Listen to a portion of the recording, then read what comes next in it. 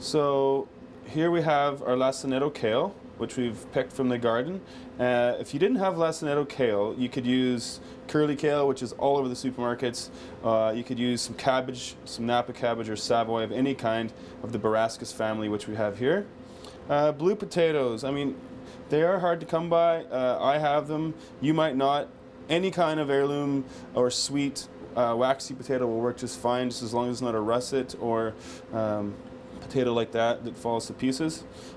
Here we have purple basil. You could again use any sort of basil you could get your hands on. I just like it because we have a theme here of doing purple and orange today, which I find very important to keep in line with a balanced dish.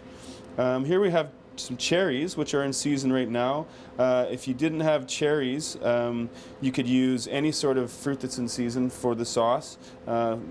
It's July now, and cherries are preeminent, so we use those. Butter, diced. We have about, I don't know, a quarter of a cup of butter diced, ice cold frozen. And diced shallots, we have about 2 shallots diced. It's going to be part of our sauce today. And here's some squash blossoms. Now, if you didn't have squash blossoms, I would recommend any sort of fresh shoot or anything with a little bit of wow factor, just to, like, you know, add another dimension to the plate. Here's our stevia, which is our sweetener for our salad. If you didn't have stevia, just put a little tablespoon of honey in the salad and it'll work just fine. Here we have our rainbow or Easter egg radish, all different colors and sizes. If you didn't have the radish, you could really substitute any sort of seasonal sweet veg that you'd have. You could do zucchini, you could do anything, peppers. Right now, these are coming out of my garden. I'm using them. They're fresh. They're awesome. Here, I love this stuff. This is dill seed, and it's totally overlooked.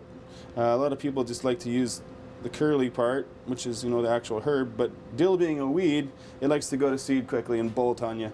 What I use it for is seasoning things like salmon today, which we're going to just kind of, you know, crumble up and sprinkle over the fish. So there's our ingredients. Oh, and last but not least, our wonderful spring salmon fillet. And what's the last one?